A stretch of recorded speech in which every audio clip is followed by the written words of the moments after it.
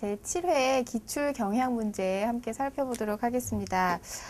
총 30문제로 구성이 되어 있는데요. 이제 그 제7회에서는 지역사회 복지론과 관련해서 어떠한 경향으로 문제가 출제되었는지 좀 자세히 살펴보도록 하겠습니다. 첫 번째 문제에 보시면 지역사회 개념에 대해서 묻는 문제가 나왔습니다. 그래서 이제 적절한 것을 모두 고르라는 문제인데요. 보기를 함께 보시겠습니다. 첫 번째는 지리적 의미의 지역사회다. 이거 맞는 말이죠. 그리고 두 번째, 사회적 동질성을 띤 지역사회. 이것도 기능적인 의미와 맞물려서 이제 적절한 예시로 보면 되겠죠. 그 세 번째, 기능적 의미의 지역사회. 대표적인 게 지리적 의미와 기능적 의미이기 때문에 이거는 뭐 별도의 부가 설명을 안 드려도 잘 아시리라고 생각이 됩니다. 그리고 네 번째, 갈등의 장으로서의 지역사회다라고 했는데 어떤 갈등의 장으로서 그 갈등을 해결해 나가는 과정이 하나의 지역사회의 복지를 증진시키고 그 지역 주민들의 그 질을 향상시킨다라는 그런 개념을 말씀드린 적이 있죠. 그래서 정답을 살펴보면 5번 가나다라 모든 문항이 이제 적절한 예로 볼 수가 있겠습니다. 두 번째, 지역사회 복지에 대한 설명으로 옳지 않은 것을 고르시오라고 되어 있습니다. 첫 번째, 지역 주민의 삶의 질 향상이라는 목표를 가지고 있다라고 했는데 이거는 뭐 지역사회뿐만 아니라 전체 사회복지의 개념이기는 하나 틀린 답은 아니죠. 그리고 두 번째, 자연 발생적인 민간 활동이나 민간 자선 활동을 포함한다라고 했습니다. 그러니까 전문가적인 활동도 포함하면서 비전문가적인 집단, 그러니까 뭐 새마을 운동이라든가 아니면 두레나 품앗이 같은 이런 게 전통적으로 예로부터 이어져 왔던 그런 민간 활동이나 자선 활동도 지역사회 복지의 일환으로 설명을 드린 적이 있죠. 그렇기 때문에 적절한 예로 볼 수가 있겠고요. 그 다음에 세 번째, 지역사회 수준에 개입하는 일체의 사회적 노력을 의미한다. 지역사회 수준에서 개입을 하고 복지 증진을 위한 것이기 때문에 지역사회 복지죠. 그렇기 때문에 이것도 옳은 문항으로 보실 수가 있고요.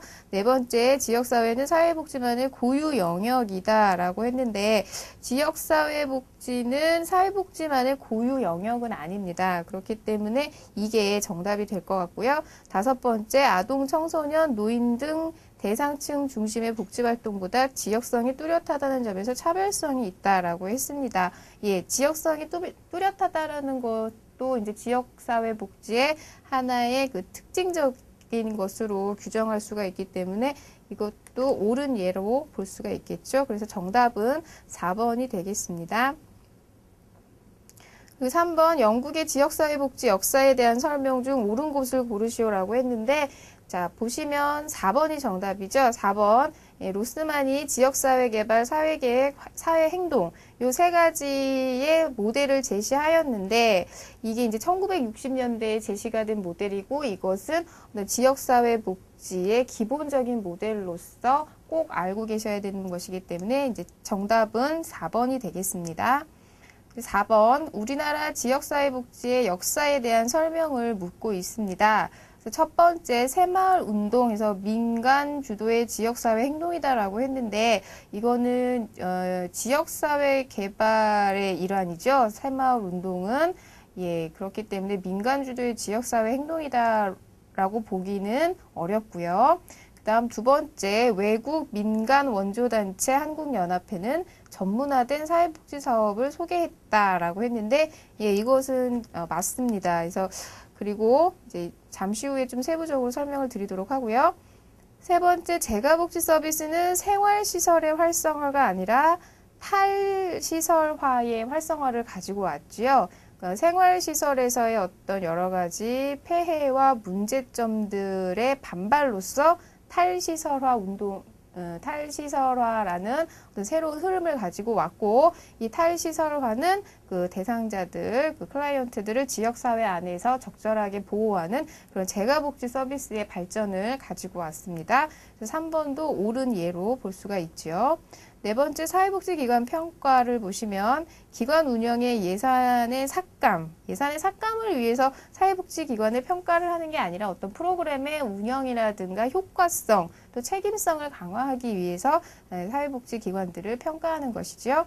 다섯 번째, 재정분권에서 중앙정부의 자율성을 강화를 한다라고 했는데, 이것은 재정분권화는 지방정부의 어떤 자율성을 강화하는 개념이지 중앙정부의 자율성은 아니죠. 그렇기 때문에 정답은 2번입니다. 그래서 이게 굉장히 좀 역사적으로 거슬러 올라가면은 굉장히 좀 복잡해지는데, 쉽게 설명을 드리면 우리나라가 이제 전후에 외국의 민간 원조단체들에 의해서 이제 여러 가지 복지적인 서비스라든가 외국의 이 사회복지 개념이나 학문이 들어온 그런 개념이기 때문에 어떤 전문화된 사회복지 사업의 소개로 볼 수가 있는 그런 개념이죠. 그래서 정답은 2번이 되겠습니다.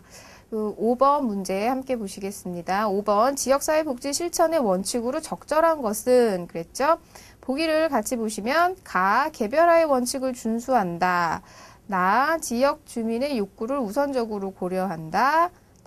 주민의 다양성을 인정해야 한다. 각 계층의 적극적인 참여를 목표로 한다. 라고 했습니다. 이것은 크게 복잡하지 않고 개념에 대해서만 잘 알고 있으면 쉽게 풀 수가 있는 문제인데요. 그러니까 개별화의 원칙을 준수한다. 이것도 마찬가지죠. 개인이나 집단처럼 지역사회도 어떤 지역들만의 특수성을 가지고 있기도 하고, 그 다음에 여러 가지 그러니까 지역사회마다의 특성을 가지고 있기 때문에 이제 그것들을 개별화시켜 준다라는 그런 내용이고요. 그 다음 지역 주민의 욕구를 우선적으로 고려한다라고 되어 있습니다. 그래서 지역사회 복지이기는 하나, 지역사회를 대상으로 하나, 그 안에 지역사회를 구성하고 있는 지역 주민들의 삶의 질이라든가 문제 해결, 그리고 욕구에 대해서도 우선적으로 고려를 해야 된다라는 것은 아주 기본적인 개념이죠. 그리고 세 번째, 주민의 다양성을 인정해야 한다. 이거는 별도의 설명이 필요 없죠. 각 계층의 적극적인 참여를 목표로 한다. 이것도 맞는 말이죠. 그래서 정답은 5번 다라가 되겠습니다. 6번 문제 보시겠습니다. 지역사회복지 실천 이론과 모델을 적절하게 연결시킨 것을 고르라고 되어 있죠. 첫 번째, 체계 이론은 사회변환. 두 번째, 갈등 이론은 사회행동. 세 번째, 권력 이론은 지역사회 개발. 네 번째, 합리 이론은 정치사회 행동. 사회운동 이론은 사회계획이다 라고 되어 있습니다. 이론과 모델들을 지금 여기에서 전부 설명드리기에는 좀 시간적인 한계가 있기 때문에 정답 갈등 이론과 사회행동에 대해서만 조금 자세히 설명을 드리면, 갈등 이론이라는 것은 쉽게 말하면 어떤 집단과 집단, 어떤 구성원과 지역사회 갈등을 지금 유발을 한다라는 거고요. 그렇기 때문에 이 갈등에 맞서서 어떤 합리적으로 설득이나 설명이 아닌 어떤 좀 과격한 방법일 수도 있는데, 쉽게 예를 들면은 국회 앞에서 1인 시위를 한다거나 아니면은 어떤 자신들의 목적을 달성하기 위해서 집단 행동을 한다거나 이런 것들을 예로 들 수가 있는데, 그러한 갈등 이론과 가장 어울리는 모델은 바로 이 사회 행동이라고 말씀을 드릴 수가 있겠습니다. 그래서 정답은 2번 갈등 이론 사회 행동이 되겠습니다.